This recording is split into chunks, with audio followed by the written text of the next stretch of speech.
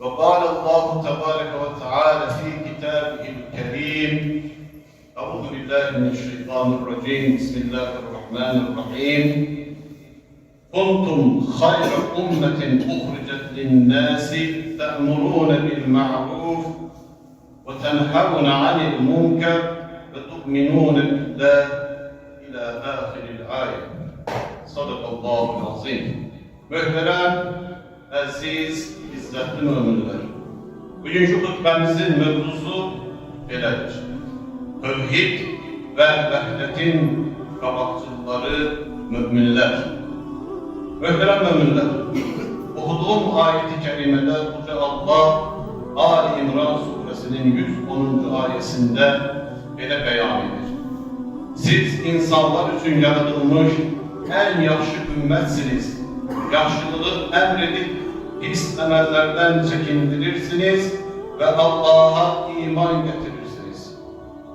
Bir gün Peygamberimiz sallallahu aleyhi ve sellem sahabeleriyle bir kabristanlığı ziyaret etti. Orada defn olanlara Allah'ın selamı olsun size ey müminler diyarının sakinleri. İnşallah bir gün sizinle görüşeceğiz, size kavuşacağız diye selam verdi. Sonra sözlerine benden sonraki kardeşlerimi görmeyi çok arzu ettim diyerek devam etti. Bu sözleri işiten sahabeler, Allah onlardan razı olsun, dediler ki biz senin kardeşlerin değilik mi ya Resulallah? Allah'ın Resulü sallallahu aleyhi ve sellem ele cevap verdi. Siz benim yoldaşlarımsınız, sahabelerimsiniz. Kardeşlerim ise benden sonra gelecek müminlerdir. Belki ilk zamanlar müminlerin sayı çok az idi. Sonra nesilden nesile dalga dalga çoğaldılar.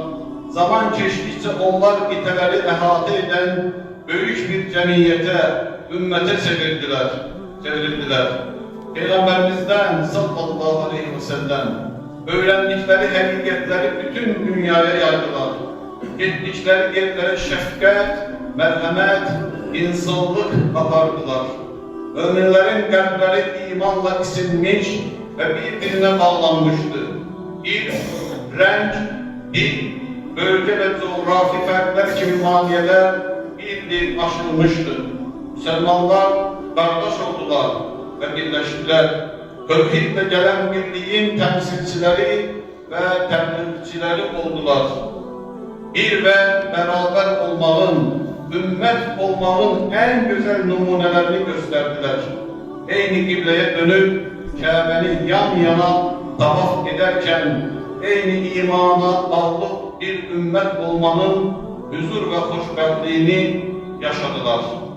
İlik, hikmet ve marifeti, irfanı özlerine rehber tuttular ve insanlığı terennüm eden medeniyetler kurdular. Onlar yeryüzünde hak ve adaleti berqarar ettiler. Aziz müminler, İslam ümmeti, İslam'ın bir araya getirdiği müminler icmasıdır, cemiyetidir. Beşeriyete örnek olacak, yol gösterecek, rehberlik edecek esas kütledir. Bu, bütün beşeriyet için yaratılmış bir cemiyettir. Bu vakıftan yeryüzünde hak ve adaleti berqarar etmek vazifesi vardır. Yaxşılığı emredip pislikten çekindirmeye borçludur.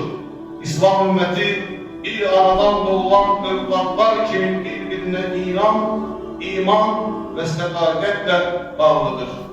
Kur'an-ı Kerim'in ve Peygamberimizin sallallahu aleyhi ve sellem rehberliği altında âli değerleri yaşayan ve yaşadan bir toplumdur, cemiyettir. Her tür ifratçılıktan uzak, mütedik bir ümmettir. İzzetli müminler, ne vaxt ki müminler müqəddəs İslam'ın ilk çağrışı olan elm, hikmet ve irfan yolundan uzaklaştılar, cehalet bataklığında ilişip kaldılar. Böyle bir şeraitte o, ferdi ve içtimai hayata, beşeriyete istikamet veren, ışıklandıran değerler yanında sivilizasiya, medeniyetler kurabilmedi. Bilikte, fikirde, düşüncede, təhsildə, medeniyette ve sənətdə durgunluk yaşadı, dünyaya söz sahibi olabilmedi. Ne vaxt ki, istek ve həvəslər, mənafi ve mənfəətlər həqiqətdən ve reallıktan üstün tutuldu, o zaman ihlas ve samimiyet elden gitti. Dinin mahiyetinden uzaklaşıldı, ikiyüzlülük ve riya ön plana çıkarıldı. Ne vaxt ki, İslam dünyası işlemeyi, çalışmalı, cəhd etmeyi ve icat etmeyi, istehsal etmeyi terk etti, Müslümanlar kasıpçılık ve yoksulluk kurullarına düştüler. Bu sefer İslam topraklarının servetleri istismar olunmaya başladı. Böyle oldukta Müslümanlar başkalarının istehsal ettiklerini istihlak etmeye mecbur oldular.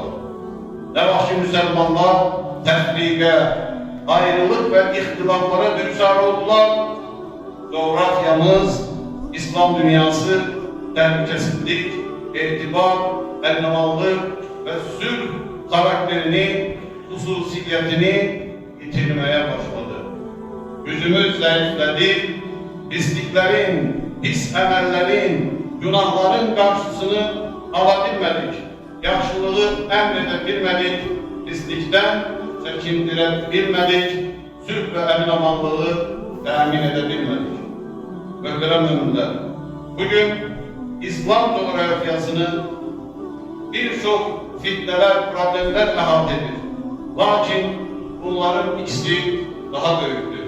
Bu iki fitne Müslüman dünyasını əhatə etmiştir. Birincisi, mezhep, tarikat, cemaat fitnesidir. Müslümanlar için en büyük fitnedir ki bir mezhebe veya tarikete veya cemaate mensup olmalı, İslam'a ve Muhammed Mustafa sallallahu aleyhi ve selleme mensup olmaktan üstün tutsunlar. Özü kimi düşünmeyenleri tekfir etme gafleti, ümmetten saymama düşüncesi Müslümanları ehate eden en büyük tehlikedir. Adını ne koysan koy, bir şahs özüne ad koyduysa ve Allah'a nispet etmekten, Muhammed Aleyhisselam'a ümmet olmaktan üstün görüldüse, o zaman fitne artık kapıdadır. İkincisi en büyük fitne, Peygamberimizin Aleyhisselatü Vesselam cahiliyet esabiyeti, cahiliyet teessüpkeşliği adlandırdığı irkçilik, milletçilik fitnesidir. Halbuki Yüce Rabbimiz müqəddəs kitapta Rum suresinin 22. ayesinde böyle beyan edir. Göğlerin ve yerin yaratılması sizin dil ve renklerinizin farklı olması Allah'ın varlığının ve kudretinin delillerindendir. Şüphesiz ki bunda bilenler için ibretler vardır. Aziz müminler, biz müminler Yüce Rabbimizin yardımı, inayetiyle bu kimi menfi hususiyetlerle, hakkıyla, usuluna uygun, elimle, hikmetle mübarize yapmalıyız. Biz müminler kelime-i tevhid etrafında birleşik bir ümmet olmalıyız.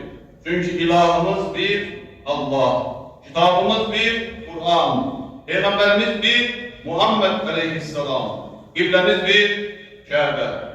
Çalışmalıyız ki fitnelere karşı fikirlerimiz bir olsun, düşüncelerimiz bir olsun, emellerimiz bir olsun, gayemiz bir olsun, ümmette vehdet olsun.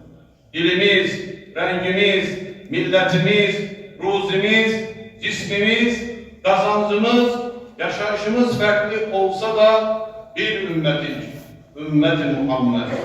İman etmiş ise Müslümanlar olarak birbirimizin kardeşi, birbirimizin bacısıyız.